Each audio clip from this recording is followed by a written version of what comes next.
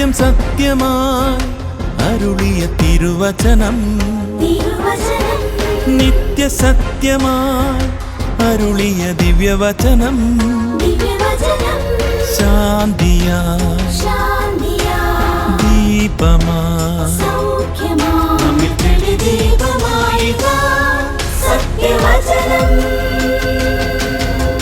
വിടുതലായി രക്ഷയായി നവജീവനായിതാ സത്യവചനം. സത്യം സത്യമാ, സത്യം സത്യമാ, സത്യം സത്യമാ, സത്യം സത്യമാ.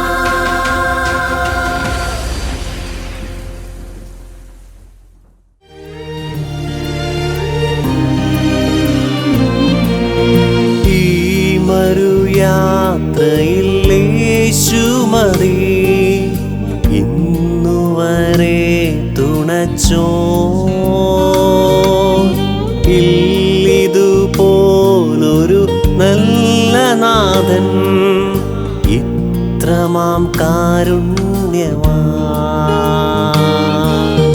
നീ മതി നാഥാ യേശുദേവാ, നിൻ തിരുസന്നിധി മാത്രം മതി. നിത്യതയിൽ ഞാനെത്തുവോളം നിൻ തിരുമാർവിടം എന്ന ഭയം.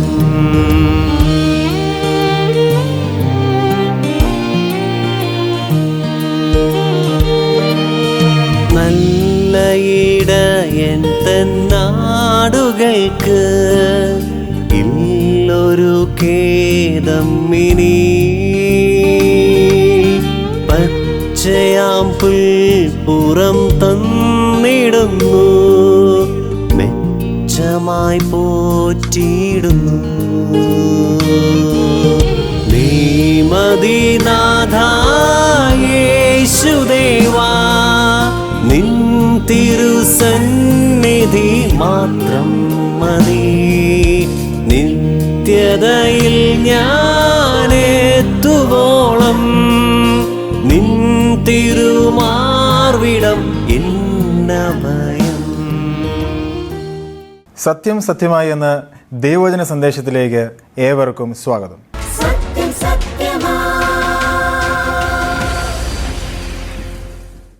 ദൈവവചനം ശ്രദ്ധിക്കുവാനായി ഞങ്ങളുടെ ഈ പ്രോഗ്രാം വീക്ഷിക്കുന്ന ഞങ്ങളുടെ മാന്യ പ്രേക്ഷകർക്ക് കർത്താവായ യേശുക്രിസ്തുവിൻ്റെ നാമത്തിൽ നിസ്തുല്യമായിരിക്കുന്ന വന്ദനം അറിയിക്കുന്നു. ഞാനിന്ന് നിങ്ങളോട് സംസാരിക്കാനായിട്ട് ആഗ്രഹിക്കുന്നത് സുവിശേഷത്തിൻ്റെ പ്രയോജനങ്ങൾ എന്ന നിലയിലാണ്. സുവിശേഷത്തിൻ്റെ പ്രയോജനങ്ങൾ പറയുന്നതിന് മുമ്പ് എന്താണ് സുവിശേഷം എന്നൊരു വാക്കിൽ പറഞ്ഞ് അതിൻ്റെ പ്രയോജനങ്ങൾ പറയാം എന്നാണ് ഞാൻ ആഗ്രഹിക്കുന്നത്. സുവിശേഷം എന്ന് പറയുന്നത് നമ്മൾ പല നിലകളിൽ കേട്ടിട്ടുണ്ടാവും. ഇന്ന് അനേക ബാനറുകളിൽ നമ്മൾ കാണുന്ന സുവിശേഷ മഹായോഗം, അങ്ങനെ സുവിശേഷം എന്ന എഴുത്തുകൾ നമ്മൾ കണ്ടു കാണും. എന്നാൽ എന്താണ് സുവിശേഷം? വിശുദ്ധ ബൈബിളിലേക്ക് നമ്മൾ തിരിയുമ്പോൾ സുവിശേഷത്തെ സംബന്ധിച്ച് വളരെ നല്ല നിർവചനം നമുക്ക് കാണാനായിട്ട് സാധിക്കും.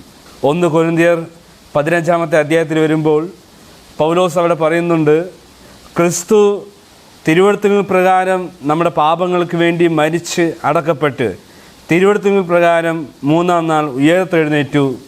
ഈ സുവിശേഷം ഞാൻ നിങ്ങളോട് സുവിശേഷിച്ചിരിക്കുന്നു എന്നാണ് പറയുന്നത്. പൗലോസ് തന്നെ തിമോത്തിയോസിന് ലേഖനം എഴുതിയപ്പോൾ അവിടെയും പറഞ്ഞു, ദാവീദിൻ്റെ സന്തതിയായി ജനിച്ചിട്ട് മരിച്ച് ഉയർത്തെഴുന്നേറ്റ യേശു ക്രിസ്തുവിനെ ഓർത്തുകൊള്ളുക, അതാകുന്നു എൻ്റെ സുവിശേഷം. അപ്പോൾ സുവിശേഷം എന്താണെന്ന് ചോദിച്ചാൽ യേശുക്രിസ്തുവിനെ കേന്ദ്രീകരിച്ചിട്ടുള്ളതാണ് സുവിശേഷം. യേശുക്രിസ്തു ചെയ്ത കാര്യങ്ങളാണ് സുവിശേഷത്തിലുള്ളത്. യേശുവിനെ മാറ്റി നിർത്തിയാൽ സുവിശേഷമില്ല. ഇന്ന് അനേക സുവിശേഷങ്ങൾ എന്ന് നമ്മൾ പറയുന്നത്, നമ്മൾ കേൾക്കുന്നതിൽ യേശുക്രിസ്തുവിനെ നമ്മൾ കാണുന്നേയില്ല. അവിടെ പ്രസംഗിക്കപ്പെടുന്നതിലും അവിടെ കേൾക്കുന്നതും മറ്റു പലതുമാണ്. എന്നാൽ പൗലോസ് പറഞ്ഞു, യേശുക്രിസ്തുവാണ് സുവിശേഷത്തിൻ്റെ കേന്ദ്രം. യേശുക്രിസ്തുവിൻ്റെ പ്രവൃത്തിയാണ് സുവിശേഷത്തിൻ്റെ ആധാരം.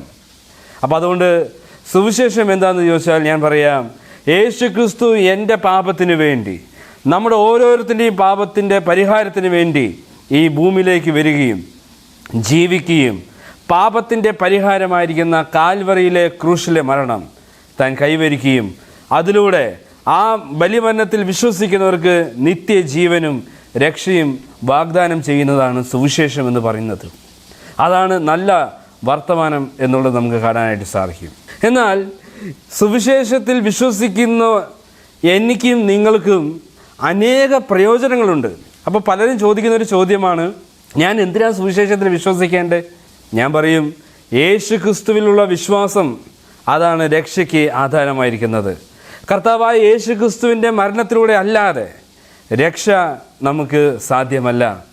അതുകൊണ്ട് ബൈബിൾ പറയുന്നു, ആകാശത്തിൻ കീഴിൽ മനുഷ്യരുടെ ഇടയിൽ യേശു ക്രിസ്തു എന്ന നാമമല്ലാതെ മറ്റൊരു നാമം നമുക്ക് നൽകപ്പെട്ടിട്ടില്ല.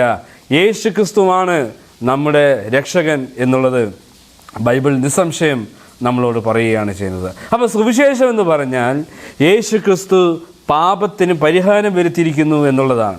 സുവിശേഷം എന്ന് പറഞ്ഞാൽ യേശു ക്രിസ്തു നിങ്ങളുടെ പാപത്തിന് പരിഹാരം പൂർത്തിയാക്കിയിട്ടുണ്ട് എന്നുള്ളതാണ്.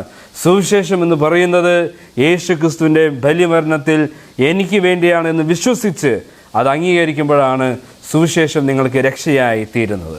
ഈ സുവിശേഷം വിശ്വസിക്കുമ്പോൾ നമുക്ക് ലഭിക്കുന്ന ചില പ്രയോജനങ്ങളെക്കുറിച്ചും കൂടെ ഒന്ന് രണ്ട് വാക്കിൽ ഞാൻ പറഞ്ഞ് എൻ്റെ ഈ സന്ദേശം നിർത്താനാണ് ഞാൻ ആഗ്രഹിക്കുന്നത്. സുവിശേഷത്തിൻ്റെ പ്രയോജനം എന്ന നിലയിൽ ഒന്നാമത് ഞാൻ പറയാനായിട്ട് ആഗ്രഹിക്കുന്നത്, നമുക്ക് ഹൃദയത്തിൽ നിന്ന് ക്ഷമിക്കുവാനായിട്ട് കഴിയും എന്ന് പറയുന്നൊരു പ്രസ്താവനയാണ്. ഹൃദയത്തിൽ നിന്ന് ക്ഷമിക്കുവാൻ നമുക്ക് കഴിയും. അതെന്താ അങ്ങനെ പറയുന്നത്? ക്ഷമിക്കുക എന്ന് പറയുന്നത് നമുക്കറിയാം, മനുഷ്യർ അനേകർ ക്ഷമിക്കുന്നവരാണ്, അനേകർ അക്ഷമരായി തീരാറുണ്ട്. എന്നാൽ ഹൃദയത്തിൽ നിന്ന് ക്ഷമിക്കുവാൻ സുവിശേഷം നമ്മുടെ ജീവിതത്തെ ക്രിയ ചെയ്യുന്നു എന്നുള്ളതാണ്. നോക്കൂ, ബൈബിളിൽ നമ്മൾ വായിക്കുമ്പോൾ അപ്പോസ്തല പ്രവൃത്തി 16-ാമത്തെ അധ്യായത്തിൽ വരുമ്പോൾ പൗലോസിനെയും ശീലാസിനെയും നമ്മളവിടെ കാണുന്നുണ്ട്. എന്നാൽ ഈ പൗലോസിനെ നമ്മൾ ആദ്യം കാണുന്നത് എങ്ങനെയാണെന്ന് ചോദിച്ചാൽ, താൻ വളരെ അഗ്രസീവായി, താൻ വളരെ കോപിഷ്ഠനായി, മറ്റൊരു ഭാഷയിൽ പറഞ്ഞാൽ വിശ്വാസികളെ എങ്ങനെയെങ്കിലും മുടിച്ചു കളയണമെന്ന് ആഗ്രഹിച്ചുകൊണ്ട് അവർക്കെതിരെ വിധിയെഴുത്തുമായി വാങ്ങി വരുന്ന ഒരു പൗലോസിനെയാണ് നമ്മൾ കാണുന്നത്. എന്നാൽ പൗലോസ് സുവിശേഷത്തിൽ വിശ്വസിച്ചപ്പോൾ, കർത്താവായ യേശു ക്രിസ്തുവിനെ താൻ നേരിട്ട് കണ്ടപ്പോൾ, കർത്താവായ യേശു ക്രിസ്തുവുമായി തനിക്കൊരു കോൺഫ്ലിക്റ്റ് വന്നപ്പോൾ, ഒരു സംസാരം വന്നപ്പോൾ പൗലോസിൻ്റെ ജീവിതം ആകമാനം മാറുന്നു. അതിലൊന്നാണ് ഹൃദയം പൂർവ്വം ക്ഷമിക്കുക എന്ന് പറയും, അല്ലെങ്കിൽ ഹൃദയത്തിൽ നിന്ന് ക്ഷമിക്കുക എന്ന് പറയും. നോക്കൂ, അപ്പോസ്തല പ്രവൃത്തി 16-ാമത്തെ അധ്യായത്തിൽ നമ്മൾ വരുമ്പോൾ അവിടെ നമ്മൾ കാണുന്നുണ്ട്, ഒരു സഹോദരിയെക്കുറിച്ച് നമ്മളവിടെ കാണുന്നു. ആ വേദഭാഗം ഞാൻ വായിക്കാം. അപ്പോസ്തല പ്രവൃത്തി 16-ാമത്തെ അധ്യായം അതിൻ്റെ 16 മുതലുള്ള വാക്യങ്ങളാണ്. ഞങ്ങൾ പ്രാർത്ഥനാ സ്ഥലത്ത് ചെല്ലുമ്പോൾ വെളിച്ചപ്പാടത്തിയായ ലക്ഷണം പറഞ്ഞ യജമാന്മാർക്ക് വളരെ ലാഭം വരുത്തുന്ന ഒരു ബാല്യക്കാരത്തി ഞങ്ങളെ എതിരേറ്റു. അവൾ പൗലോസിൻ്റെയും ഞങ്ങളുടെയും പിന്നാലെ വന്നു. ഈ മനുഷ്യർ അത്യുന്നതനായ ദൈവത്തിൻ്റെ ദാസന്മാർ, രക്ഷാമാർഗം നിങ്ങളോട് അറിയിക്കുന്നവർ എന്ന് വിളിച്ചു പറഞ്ഞു. ഇങ്ങനെ അവൾ പലനാൾ ചെയ്തു വന്നു. പൗലോസ് മുഷിഞ്ഞു, തിരിഞ്ഞു നോക്കി അവളിലുള്ള ഭൂതത്തോട്, അവളെ വിട്ടുപോകുവാൻ ഞാൻ യേശുക്രിസ്തുവിന്റെ നാമത്തിൽ നിന്നോട് കൽപ്പിക്കുന്നു എന്ന് പറഞ്ഞു. ആ നാഴികയിൽ തന്നെ അത് അവളെ വിട്ടുപോയി. നോക്കൂ, ഇവിടെ പൗലോസ് സുവിശേഷം അറിയിക്കുവാൻ താൻ അങ്ങനെ പല പല സ്ഥലങ്ങളിലേക്ക് ചെല്ലുന്നു. അങ്ങനെ സുവിശേഷം അറിയിക്കൊണ്ടിരിക്കുന്ന സമയത്ത് ഒരു വെളിച്ചപ്പാടത്തിയായ ഒരു സ്ത്രീ ഉണ്ടായിരുന്നു, ഒരു ബാലിക. ആ സഹോദരി എന്താ ചെയ്യുക, ആ ബാലിക എന്താ ചെയ്തതെന്ന് ചോദിച്ചാൽ, പൗലോസിൻ്റെയും ശീലാസിൻ്റെയും അല്ലെങ്കിൽ ഈ സുവിശേഷം അറിയിക്കുന്ന ഈ പ്രിയപ്പെട്ടവൻ്റെ പുറകിൽ നടന്ന് ഒരർത്ഥത്തിൽ പറഞ്ഞ് ശല്യപ്പെടുത്തിക്കൊണ്ടിരിക്കുകയാണ് ചെയ്തത്. അപ്പോൾ പൗലോസ് തിരിഞ്ഞ് പറഞ്ഞു, പിശാചേ ഇവിടെ വിട്ടു പോ എന്ന് പറഞ്ഞു. അവളിലുള്ള ഭൂതത്തെ പുറത്താക്കി. നമ്മൾ ഈ സന്ദർഭം വായിക്കുമ്പോൾ നമുക്ക് നല്ല കാര്യമല്ല ചെയ്തത് അല്ലേ? അവളിലുള്ള ഭൂതത്തെ പുറത്താക്കി.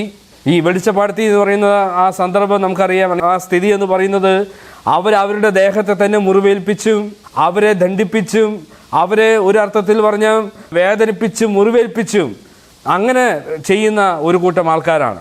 അങ്ങനെ ഉണ്ടായിരുന്ന ഒരു ബാലികയെ പൗലോസ് സ്വതന്ത്രയാക്കി. അപ്പോൾ സാധാരണ അത്രയൊരു വിടുതൽ ലഭിക്കുമ്പോൾ നമ്മൾ സാധാരണ എന്താ ചെയ്യാറ്? നമ്മളെല്ലാവരും സന്തോഷിക്കും. പക്ഷെ ഇവിടെ എന്താ സംഭവിച്ചതെന്നറിയാമോ? നമ്മൾ താഴോട്ടുള്ള വാക്യം വായിച്ചാൽ നമുക്കറിയാം. അപ്പോസ്തല പ്രവൃത്തികൾ തന്നെ അതിൻ്റെ 16-ാമത്തെ അധ്യായം അതിൻ്റെ 19 മുതലുള്ള വാക്യങ്ങൾ ഞാനിങ്ങനെ വായിക്കുന്നു. അവളുടെ യജമാന്മാർ തങ്ങളുടെ ലാഭത്തിൻ്റെ ആശ പോയത് കണ്ടിട്ട് പൗലോസിനെയും ശീലാസിനെയും പിടിച്ചു ചന്ത സ്ഥലത്ത് പ്രമാണികളുടെ അടുക്കിലേക്ക് വലിച്ചു കൊണ്ടുപോയി അധിപതികളുടെ മുമ്പിൽ നിർത്തി, യഹൂദന്മാരായ ഈ മനുഷ്യർ നമ്മുടെ പട്ടണത്തെ കലക്കി റോമാക്കാരായ നമുക്ക് അംഗീകരിപ്പാനും അനുസരിപ്പാനും ന്യായമല്ലാത്ത ആചാരങ്ങളെ പ്രസംഗിക്കുന്നു എന്ന് പറഞ്ഞു. പുരുഷാരവും അവരുടെ നേരെ ഇളകി അധിപതികൾ അവരുടെ വസ്ത്രം പറിച്ചു ഉരിഞ്ഞ് കോൽ കൊണ്ട് അവരെ അടിപ്പാൻ കൽപ്പിച്ചു. അവരെ വളരെ അടിപ്പിച്ച ശേഷം തടവിലാക്കി കാരാഗ്രഹ പ്രമാണിയോട് അവരെ സൂക്ഷ്മത്തോടെ കാപ്പാൻ കൽപ്പിച്ചു. അവൻ ഇങ്ങനെയുള്ള കൽപ്പന കിട്ടുകയാൽ അവരെ അകത്തെ തടവിലാക്കി അവരുടെ കാൽ ആമത്തിലിട്ട് പൂട്ടി എന്നാണ് പറയുന്നത്. നോക്കൂ, പൗലോസ് ചെയ്തത് വലിയൊരു നല്ല കാര്യമാണ്. ഒരു പക്ഷേ അവളുടെ അമ്മയപ്പന്മാർക്ക് വലിയ സന്തോഷമാണ്. കാരണം തൻ്റെ മകൾ ഇങ്ങനെ അവളെ മുറിവേൽപ്പിച്ചും വേദനിപ്പിച്ചും അവളെ തന്നെ ദണ്ഡിപ്പിച്ചും ചോര ഇങ്ങനെ ദേഹത്ത് വാർന്നൊഴുകി നടക്കുന്ന ആ മകളെ കാണുമ്പോൾ വീട്ടുകാർക്ക് സങ്കടമാണ്. പക്ഷെ അതിൽ നിന്നൊരു വിടുതൽ കൊടുത്തപ്പോൾ സ്വാഭാവികമായി നടക്കുന്ന കാര്യം അല്ലെങ്കിൽ നടക്കേണ്ടുന്ന കാര്യം എന്ന് പറയുന്നത് പൗലോസ് കൂട്ടരെ ആദരിക്കുകയാണ് ചെയ്യേണ്ടത്. എന്നാൽ അവളുടെ യജമാന്മാർ എന്താ ചെയ്തതെന്ന് ചോദിച്ചാൽ അവരെ കൊണ്ടുപോയി ചെയ്യാത്ത കുറ്റം എന്ന നിലയിൽ പല തെറ്റുകളും ചെയ്തു എന്ന നിലയിൽ അവരെ കുറ്റം ആരോപിച്ചു. മാത്രമല്ല, ഇവിടെ നിങ്ങൾ വായിച്ചപ്പോൾ ശ്രദ്ധിച്ചു കാണും, വളരെ അടുപ്പിച്ചു എന്നാണ് പറയുന്നത്. ഡ്രസ്സ് അഴിച്ചിട്ട് വളരെ അടുപ്പിച്ചു. തങ്ങളുടെ പച്ചയായ ശരീരത്ത് ആ കോല് കൊണ്ട്, എന്ന് വെച്ചാൽ റോമാക്കാരുടെ കോൽ എന്ന് പറയുന്നത് നമ്മൾ ചിന്തിക്കുന്നതിനും അപ്പുറമായിരിക്കുന്നതാണ്. ആ ഒരു അടി എന്ന് പറയുന്നത് വളരെ വേദന ഉളവാക്കുന്നത്. അപ്പോൾ ഇവിടെ വളരെ അടിച്ചു എന്നാണ് പറയുന്നത്. അങ്ങനെ വേദനകളൊക്കെ കൊണ്ട് വളരെയധികം വിഷമത്തിൽ നിൽക്കുന്ന പൗലോസിനെയും കൂട്ടരെയും ജയിലിൽ കൊണ്ടുപോകുന്നു. ജയിലിൽ കൊണ്ടുപോയി വളരെയധികം ശ്രദ്ധിക്കാൻ വേണ്ടി പറഞ്ഞപ്പോൾ അവിടുത്തെ കാവൽക്കാരൻ ചെയ്തത് അവരുടെ കൈകളെയും കാലുകളെയും ആമത്തിലിട്ട് പൂട്ടി എന്നാണ് പറയുന്നത്. എന്ന് വെച്ചാൽ ഒരു തരത്തിലും അനങ്ങുവാൻ കഴിയാതെ വണ്ണം ഓൾറെഡി അടിച്ച് തല്ലി വേദനിപ്പിച്ച് അങ്ങനെ വളരെയധികം ക്ഷീണിതരായിട്ടാണ് ഇവരെ കൊണ്ടുപോകുന്നത്. അതിനും പുറമെ ഇവർക്ക് ഈ വേദനയെ തമ്മിൽ നോക്കുവാനോ ഈ വേദനകളെ ഒന്ന് തലോടുവാനോ പോലും കഴിയാതെ വണ്ണം അവരുടെ കരങ്ങളെയും കാലുകളെയും ആമത്തിലിട്ട് പൂട്ടുകയും ചെയ്തു. എൻ്റെ പ്രിയപ്പെട്ടവരെ, പൗലോസിനെ ശീലാസിനെയും അങ്ങനെ ചെയ്തു എന്നാണ് പറയുന്നത്. എന്നാൽ നിങ്ങൾക്ക് ഇതിൻ്റെ സന്ദർഭം അറിയാമോ? ഇത് കഴിഞ്ഞിട്ട് കുറച്ച് സമയം കഴിയുമ്പോൾ നിങ്ങളിവിടെ വായിക്കണം. അവിടെ ഇങ്ങനെ നമ്മൾ വായിക്കുന്നത് 25-ാമത്തെ വാക്യത്തിൽ നമ്മളിങ്ങനെ വായിക്കുന്നു. അപ്പോസ്തല പ്രവൃത്തികൾ തന്നെ 16-25. അർദ്ധരാത്രിക്ക് പൗലോസും ശീലാസും പ്രാർത്ഥിച്ച് ദൈവത്തെ പാടി സ്തുതിച്ചു, തടവുകാർ ശ്രദ്ധിച്ചു കൊണ്ടിരുന്നു എന്നാണ്. നിങ്ങൾ മനസ്സിലാക്കണം, വളരെയധികം അടികൾ ഏൽക്കുന്നു, ചെയ്യാത്ത തെറ്റുകൾ കുറ്റമാരോപിക്കപ്പെടുന്നു, അവരെ ജയിലിലേക്ക് കൊണ്ടുപോകുന്നു. ഒരു തരത്തിലും കൈയും കാലും അനക്കാതെ വണ്ണം അവരെ ആമത്തിലിട്ട് പൂട്ടി വെച്ചിരിക്കുന്നു. സ്വാഭാവികമായിട്ട് മനുഷ്യരെന്താ ചെയ്യുക? അവർ നിലവിളിക്കും. അവർ ഇനി പഴിക്കാത്ത പഴികൾ ഉണ്ടാവില്ല. നാവുകൾ കൊണ്ട് വളരെയധികം ദോഷങ്ങൾ പറയാൻ സാധ്യതയുണ്ട്. പക്ഷേ നമ്മളിവിടെ വായിച്ചപ്പോഴെന്താ മനസ്സിലായത്? പൗലോസും ശീലാസും അവർ പ്രാർത്ഥിച്ചു പാട്ടുപാടിക്കൊണ്ടിരുന്നതാണ്. അവിടെ താഴെ പറഞ്ഞു തടവുകാരും ശ്രദ്ധിച്ചു കൊണ്ടിരുന്നതാണ്. എന്ന് വെച്ചാൽ ഓരോ തടവ് പുള്ളിക്കാരും ചെയ്യുവാൻ സാധ്യതയില്ലാത്ത ഒരു കാര്യമാണ് പൗലോസും കൂട്ടനും ചെയ്തത്. ഈ സംഭവം തീരുന്നില്ല. കുറച്ചുകൂടെ മുമ്പോട്ട് പോകുമ്പോൾ ഭൂകമ്പം ഉണ്ടാകുന്നു. പൗലോസിൻ്റെയും ശീലാസിൻ്റെയും ചങ്ങലകൾ അഴിഞ്ഞു വീഴുന്നു. ഈ കാവൽക്കാരൻ അകത്തേക്ക് നോക്കിയപ്പോൾ ആ ചങ്ങലകൾ എല്ലാം അഴിഞ്ഞിരിക്കുന്നു, ഗേറ്റ് എല്ലാം തുറന്നിരിക്കുന്നു. അപ്പോൾ ഇവർ വിചാരിച്ചു മിക്കവാറും സാധാരണഗതിയിൽ തടവ് പുള്ളി രക്ഷപ്പെടാനേ സാധ്യതയുള്ളൂ, അതുകൊണ്ട് പൗലോസും ശീലാസും രക്ഷപ്പെട്ട് കാണും എന്ന് വിചാരിച്ച് താൻ ആത്മഹത്യ ചെയ്യാൻ വേണ്ടി ഇങ്ങനെ ശ്രമിച്ചിരിക്കുന്ന സമയത്ത് പൗലോസ് പറഞ്ഞു, അല്ലയോ സഹോദര, വേണ്ട, അരുത്, ഞങ്ങൾ ഇവിടെ തന്നെ ഉണ്ടല്ലോ എന്ന് പറഞ്ഞു. പൗലോസിനെയും കൂട്ടരെയും തല്ലിയ, അവർ ചെയ്യാത്ത കുറ്റം ആരോപിച്ച് അവരെ കൊണ്ടുവന്ന് ശിക്ഷിച്ച, ഒരു തരത്തിലും അവരെ ശ്വാസം വിടാൻ പോലും അനുവദിക്കാത്ത നിലയിൽ ആമത്തിലിട്ട് അവരെ കഷ്ടപ്പെടുത്തിയ ആ ജയിലറോട് പൗലോസും കൂട്ടരും ചെയ്യുന്നത് എന്താണെന്ന് ചോദിച്ചാൽ, ഞങ്ങൾ ഇവിടെ തന്നെയുണ്ട്, നിനക്ക് ഒരു ദോഷവും നീ ചെയ്യരുത് എന്നാണ് പറയുന്നത്. എൻ്റെ പൗലോസെ, നിനക്കിത് എങ്ങനെ സാധിച്ചു എന്ന് നമ്മൾ ചോദിച്ചാൽ പൗലോസ് പറയും, സുവിശേഷം എന്നെ സ്വാധീനിച്ചു, സുവിശേഷം എൻ്റെ ജീവിതത്തെ സ്വാധീനിച്ചതാണ്. പൗലോസ്, നീ പണ്ട് ഇങ്ങനെ അല്ലായിരുന്നല്ലോ. ശരിയാണ്, പണ്ട് ഞാൻ അങ്ങനെ അല്ലായിരുന്നു. ഞാൻ പണ്ട് ദേഷ്യപ്പെടുന്ന ഒരാളായിരുന്നു, പകരത്തിന് പകരം ചെയ്യണമെന്ന് ആഗ്രഹിച്ച ഒരാളായിരുന്നു, ക്രിസ്ത്യാനികളെ കൊല്ലണമെന്ന്, അവരെ എങ്ങനെയെങ്കിലും മുടിച്ചു കൊള്ളണമെന്ന് ചിന്തിച്ച ഒരാളായിരുന്നു. പക്ഷേ സുവിശേഷത്തിൽ ഞാൻ വിശ്വസിച്ചപ്പോൾ, യേശു ക്രിസ്തുവുമായി എനിക്കൊരു എൻകൗണ്ടർ വന്നപ്പോൾ, എൻ്റെ ജീവിതത്തെ ഞാൻ യേശു ക്രിസ്തുവിന് വേണ്ടി സമർപ്പിച്ചപ്പോൾ, എനിക്കിപ്പോൾ ഹൃദയത്തിൽ നിന്ന് ക്ഷമിക്കുവാൻ വേണ്ടി, ഹൃദയത്തിൽ നിന്ന് ഹൃദയപൂർവ്വം ക്ഷമിക്കുവാൻ എനിക്ക് സാധിക്കുന്നു. അതെന്താണെന്ന് ചോദിച്ചാൽ, സുവിശേഷം എന്നെ സ്വാധീനിച്ചു എന്നാണ്. അപ്പോൾ എന്താ സുവിശേഷം? ഞാൻ പറഞ്ഞു, യേശു ക്രിസ്തുവാണ് സുവിശേഷം. അപ്പോൾ സുവിശേഷം എന്നെ സ്വാധീനിച്ചു എന്ന് പറയുമ്പോൾ യേശു ക്രിസ്തുവിലേക്ക് നമ്മളൊന്ന് നോക്കണം. യേശു ക്രിസ്തുവിനെയും ഇതുപോലെ തന്നെയല്ലേ? യേശു ക്രിസ്തു എന്ത് തെറ്റാണ് ചെയ്തത്? യേശു ക്രിസ്തുവിനെ മാറി മാറി വിസ്തരിച്ചിട്ടും ഒരു കുറ്റം പോലും അവനിൽ കണ്ടെത്താൻ സാധിച്ചില്ല എന്ന് പറയുന്നത്. സുവിശേഷങ്ങൾ വായിച്ചാൽ അനേക കളവ് പറയുന്നവരെ കൊണ്ടുവന്നു എന്നാണ് പറയുന്നത്. പക്ഷെ ഒരു കളവ് പോലും യേശു ക്രിസ്തുവിനെതിരെ ഉയരാനായിട്ട് സാധിച്ചില്ല. അതിൻ്റെ കാരണം യേശു ക്രിസ്തുവിൻ്റെ ജീവിതത്തിൽ ഒരു തെറ്റും സംഭവിച്ചില്ല എന്നുള്ളതാണ്. എന്നാൽ യേശു ക്രിസ്തുവിനെ അടിച്ചില്ലേ? യേശു ക്രിസ്തുവിൻ്റെ മുഖത്ത് തുപ്പിയില്ലേ? അവൻ്റെ തലയിൽ മുൾക്കിരീടം വെച്ച് ആഞ്ഞിറക്കിയില്ലേ? അവനെ അടിച്ചില്ലേ? അവൻ്റെ രോമം പറിച്ചില്ലേ? എന്തിനു വേണ്ടിയാണ്? കർത്താവ് പറഞ്ഞു, എൻ്റെ പിതാവേ, ഇവർ ചെയ്യുന്നത് എന്തെന്ന് ഇവർ അറിയാൽ ഇവരോട് ക്ഷമിക്കണമേ. അതാ സുവിശേഷം. ഇവരോട് ക്ഷമിക്കണമേ എന്ന് പ്രാർത്ഥിച്ച സുവിശേഷം. പൗലോസ് പറഞ്ഞു, ആ സുവിശേഷത്തിൽ വിശ്വസിച്ചവരാണ് ഞാൻ. അതുകൊണ്ട് ഞാനും എന്താ ചെയ്യുന്നത് അറിയാമോ? ഹൃദയപൂർവ്വം ക്ഷമിക്കണം. സ്റ്റെഫനോസും എന്താ പ്രാർത്ഥിച്ചത്? കർത്താവ്, ഇവരുടെ പാപങ്ങളെ നിർത്തരുത്, ഇവരോട് ക്ഷമിക്കണമേ എന്നാണ് പറഞ്ഞത്. കാരണം സുവിശേഷം നമ്മുടെ ജീവിതങ്ങളെ സ്വാധീനിക്കും. അതാണ് സുവിശേഷത്തിൻ്റെ ഒരു പ്രയോജനം എന്ന് പറയുന്നത്. അതുകൊണ്ട് എൻ്റെ പ്രിയപ്പെട്ട പ്രേക്ഷകരെ ഞാൻ പറയാം, ക്ഷമിക്കുവാൻ നമുക്ക് കഴിയാത്തവരാണോ നമ്മൾ? സുവിശേഷം നമ്മളെ പഠിപ്പിക്കുന്നത് ഹൃദയപൂർവ്വം നമുക്ക് ക്ഷമിക്കാൻ സാധിക്കുന്ന, കോപം സൂക്ഷിക്കുന്നവരാണോ ഞാനും നിങ്ങളും? തരം കിട്ടിയാൽ എങ്ങനെയെങ്കിലും അവനെ ഉപദ്രവിക്കണമെന്ന് ചിന്തിക്കുന്നവരാണോ ഞാനും നിങ്ങളും? സുവിശേഷം പറയും, ഇല്ല. സുവിശേഷം ക്ഷമിക്കുവാൻ നമ്മളെ പഠിപ്പിക്കുന്നു. സുവിശേഷത്തിന് മാത്രമേ ഹൃദയങ്ങളെ വിശാലപ്പെടുത്തുവാൻ, ഹൃദയപൂർവ്വം ക്ഷമിക്കുവാൻ സാധിക്കുള്ളൂ. കാരണം യേശു ക്രിസ്തു അതാണ് നമുക്ക് കാണിച്ചു തന്നത്. യേശു ക്രിസ്തുവിൻ്റെ മരണം അതൊരു ക്ഷമയുടെ ഒരു മരണമാണ്. പാപത്തിൻ്റെ പരിഹാരം വരുത്തുവാൻ വേണ്ടി എൻ്റെ പിതാവെ ക്ഷമിക്കണമേ എന്ന് പ്രാർത്ഥിച്ച് മരിച്ച ഒരു മരണം. കാരണം എനിക്ക് നിങ്ങൾക്ക് വേണ്ടി കർത്താവ് കാൽവരി ക്രൂശിൽ മരിച്ചു എന്നാണ്. സുവിശേഷത്തിൻ്റെ രണ്ടാമത്തെ പ്രയോജനം ഞാൻ പറയാം. അതെന്താണെന്ന് ചോദിച്ചാൽ, എല്ലാവരെയും തുല്യമായി കാണുന്നു. മറ്റൊരു ഭാഷയിൽ പറഞ്ഞാൽ സ്വയപ്രശംസയ്ക്ക് സ്ഥാനമേ ഇല്ല എന്നുള്ളതാണ്. സ്വയപ്രശംസയ്ക്ക് സ്ഥാനമേ ഇല്ല. നോക്കൂ, പൗലോസിനെ നമ്മൾ നോക്കിയാൽ പൗലോസ് ഒരു പരീശനാണ്. പരീശന്മാർ 3 നേരം പ്രാർത്ഥിക്കുന്നവരാണ്. അവർ പ്രാർത്ഥിക്കുന്ന പ്രാർത്ഥനയിൽ 3 കാര്യങ്ങൾ അവർ ഏറ്റുപറഞ്ഞ് പ്രാർത്ഥിക്കുന്ന പറയുന്നത്, അല്ലെങ്കിൽ ദൈവത്തിന് നന്ദി പറയുന്നതാണ്. അതിൽ ഒന്നാമത്തെ കാര്യം എന്ന് പറയുന്നത്, കർത്താവെ, ഞാനൊരു സ്ത്രീയായി ജനിക്കാത്തത് കൊണ്ട് ഞാൻ നിനക്ക് നന്ദി പറയുന്നു എന്ന് പറയുന്നതാണ്. രണ്ടാമത്തേത്, കർത്താവെ, ഞാനൊരു അടിമയായി ജനിക്കാത്തത് കൊണ്ട് ഞാൻ നിന്നെ സ്തുതിക്കുന്നു, ഞാൻ നിനക്ക് നന്ദി പറയുന്നു എന്ന് പറയുന്നതാണ്. മൂന്നാമത്, ഒരു അന്യജാതിയിൽ ഞാൻ പെട്ടിട്ടില്ല, ഞാൻ ഇസ്രായേൽ തന്നെയാണ് എന്ന് പറഞ്ഞ് അവർ ദൈവത്തെ നന്ദിയോടെ വാഴ്ത്തുന്നതാണ്. അതുകൊണ്ട് പരീശന്മാർക്ക് പൊതുവെ മറ്റു ആൾക്കാരെ കാണുമ്പോൾ ഭയങ്കര നിന്ദയാണ്. കാരണം എന്താ? അവൻ അന്യജാതിക്കാരനാണ്, അയ്യോ അത് സ്ത്രീയാണ്, അയ്യോ ഇത് അടിമയാണ്, ഞാനോ പരീശനാണ്, അല്ലെങ്കിൽ ഞാനോ യഹൂദനാണ്, അല്ലെങ്കിൽ ഞാൻ ദൈവത്തോട് ഭയങ്കര അടുത്തുള്ള ആളാണ് എന്നുള്ളൊരു സ്വയപ്രശംസ വരും. ഞാൻ പറയാം, ഈ പൗലോസ് ഒരു പരീശനായിരുന്നു. ഈ പൗലോസ് ഇതുപോലെ പ്രാർത്ഥിച്ച ഒരാളായിരുന്നു. പക്ഷേ പൗലോസിൻ്റെ ചിന്താഗതി മാറി. നിങ്ങൾ അപ്പോസ്തല പ്രവൃത്തി 16-ാമത്തെ അധ്യായം വായിച്ചാൽ അറിയാം, അവിടെ 3 കാര്യങ്ങൾ പ്രധാനമായിട്ട് നടക്കുന്നുണ്ട്. ഒന്ന്, ലുദിയ എന്ന് പറയുന്ന സഹോദരി രക്ഷിക്കപ്പെടുന്നു. ലുദിയ എന്ന് പറയുന്ന സഹോദരി രക്ഷിക്കപ്പെടുന്നു. അപ്പോൾ പരീശൻ്റെ ആദ്യത്തെ പ്രാർത്ഥന എന്താ? കർത്താവേ, ഞാൻ ഒരു സ്ത്രീ അല്ലായികയാൽ നിന്നെ വാഴ്ത്തുന്നതാണ്. സുവിശേഷം എന്ത് ചെയ്തെന്നറിയാമോ? സ്വയപ്രശംസയ്ക്ക് സ്ഥാനമില്ലാതാക്കി. സഹോദരിമാർ രക്ഷിക്കപ്പെടുമ്പോൾ അവർ അംഗീകരിക്കാനായിട്ട് നമുക്ക് സാധിക്കുന്നു. രണ്ടാമത് എന്താ പ്രാർത്ഥിച്ചത്? കർത്താവെ, ഞാൻ ഒരു അടിമയല്ലാത്തത് കൊണ്ട് ഞാൻ നിന്നെ വാഴ്ത്തുന്നതാണ്.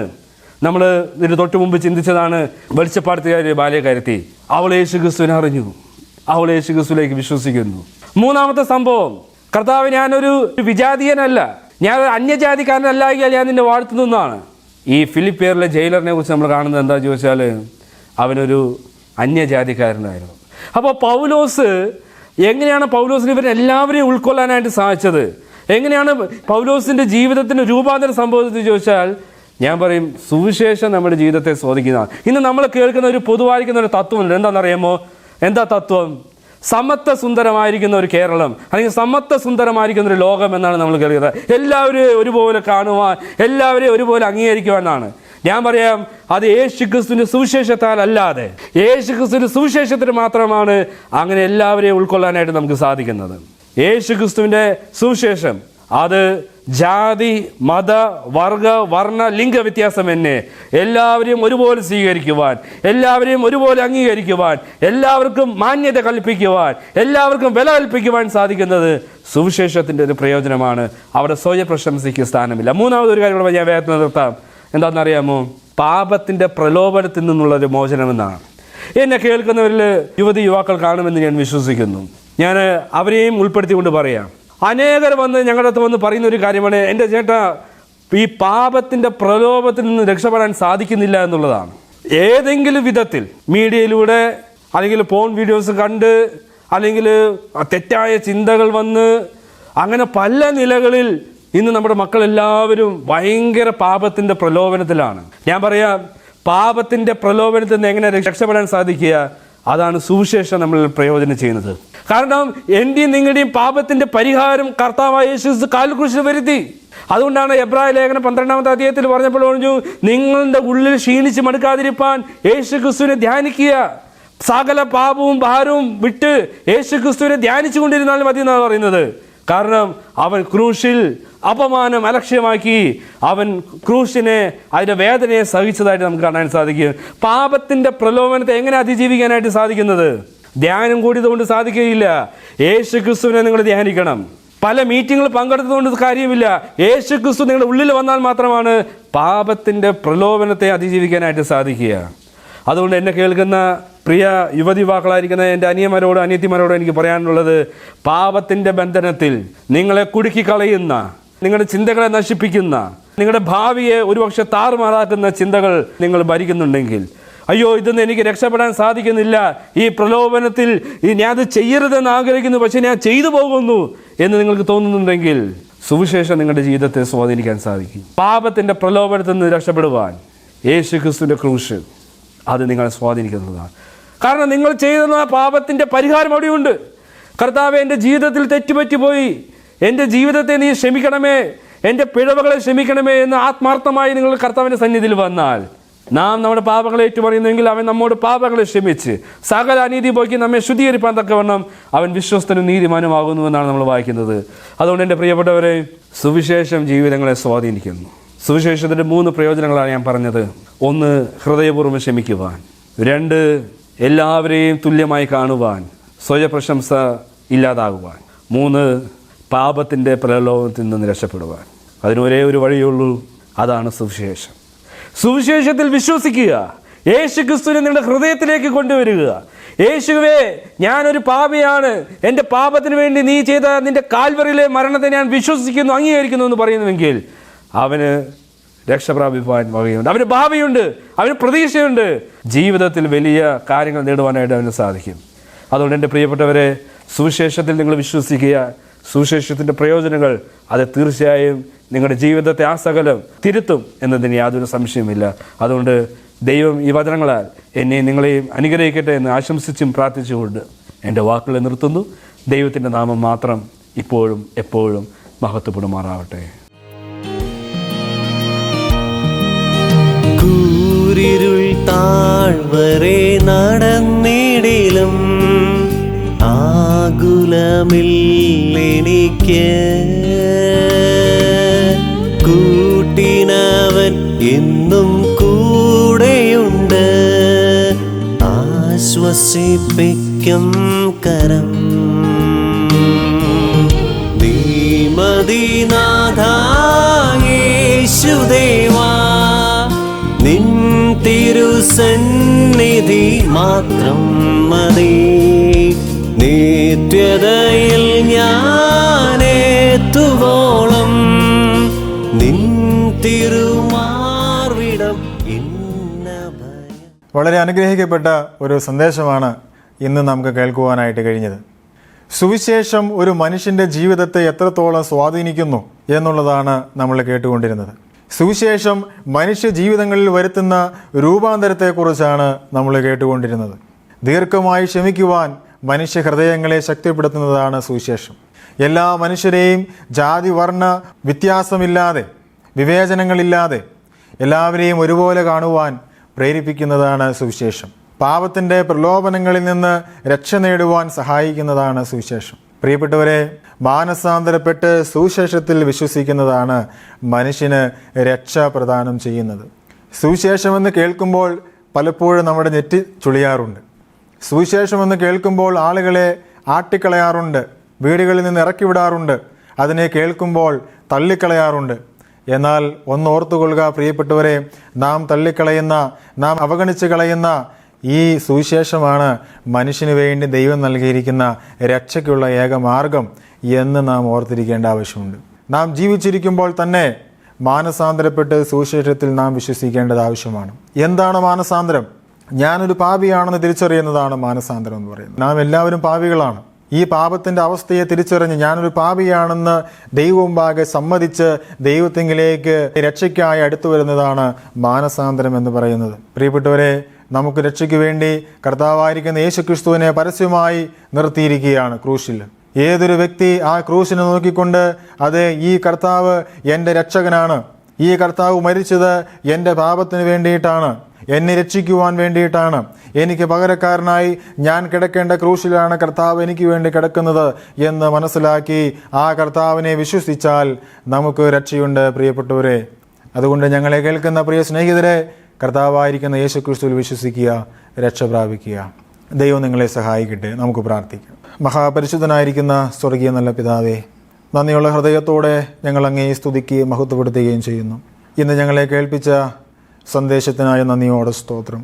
സുവിശേഷം മനുഷ്യജീവിതങ്ങളെ എത്രത്തോളമാണ് സ്വാധീനിക്കുന്നത്, എത്രത്തോളമാണ് രൂപാന്തരപ്പെടുത്തുന്നത് എന്നാണല്ലോ ഞങ്ങളെ കേൾപ്പിച്ചത്. ദീർഘമായി ക്ഷമിക്കുവാൻ, എല്ലാവരെയും ഒരുപോലെ കാണുവാൻ, പാപത്തിൻ്റെ പ്രലോഭനങ്ങളിൽ നിന്നൊക്കെയും രക്ഷ നേടുവാൻ സുവിശേഷം ഞങ്ങളെ സഹായിക്കുന്നു. മാനസാന്തരപ്പെട്ട് ഈ സുവിശേഷത്തിൽ വിശ്വസിപ്പാൻ ഇന്ന് ഈ വചനം കേട്ട എല്ലാ പ്രിയപ്പെട്ടവരെയും കർത്താവ് സഹായിക്കണമേ. ഞാനൊരു പാപിയാണെന്ന് അംഗീകരിച്ച് മനസ്സിലാക്കി പാപത്തിൻ്റെ രക്ഷയ്ക്കായി, പാപത്തിൻ്റെ മോചനത്തിനായി യേശുക്രിസ്തു കൈവരിച്ചതായിരിക്കുന്ന ആ പാപപരിഹാര ബലിയിൽ വിശ്വസിക്കുവാൻ, ജീവിതങ്ങളെ കർത്താവിൻ്റെ കരങ്ങളിലേക്ക് ഏൽപ്പിച്ചു കൊടുക്കുവാൻ കർത്താവെ പ്രിയപ്പെട്ടവരെ അവിടെ നിന്ന് സഹായിക്കണമേ എന്ന് പ്രാർത്ഥിക്കുന്നു. പ്രാർത്ഥന കേട്ടതുകൊണ്ട് സ്തോത്രം.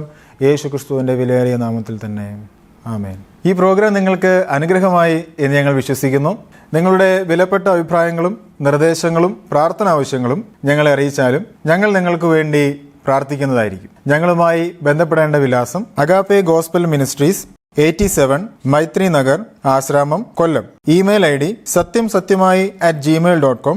Phone number 8136936648. ബൈബിൾ സംബന്ധമായ നിങ്ങളുടെ സംശയങ്ങളും ചോദ്യങ്ങളും ഞങ്ങളുടെ വാട്സപ്പ് നമ്പറിലൂടെ ഞങ്ങളെ അറിയിച്ചാലും അതിനുള്ള ഉത്തരങ്ങൾ ഞങ്ങൾ നിങ്ങൾക്ക് നൽകുന്നതാണ്. ഈ പ്രോഗ്രാമിന്റെ മറ്റ് സന്ദേശങ്ങളും പാട്ടുകളും കേൾക്കുവാനായി സത്യം സത്യമായി എന്ന ഫേസ്ബുക്ക് പേജും സത്യം സത്യമായി എന്ന യൂട്യൂബ് ചാനലും സന്ദർശിച്ചാലും ദൈവം നമ്മെ എല്ലാവരെയും അനുഗ്രഹിക്കുമാറാകട്ടെ.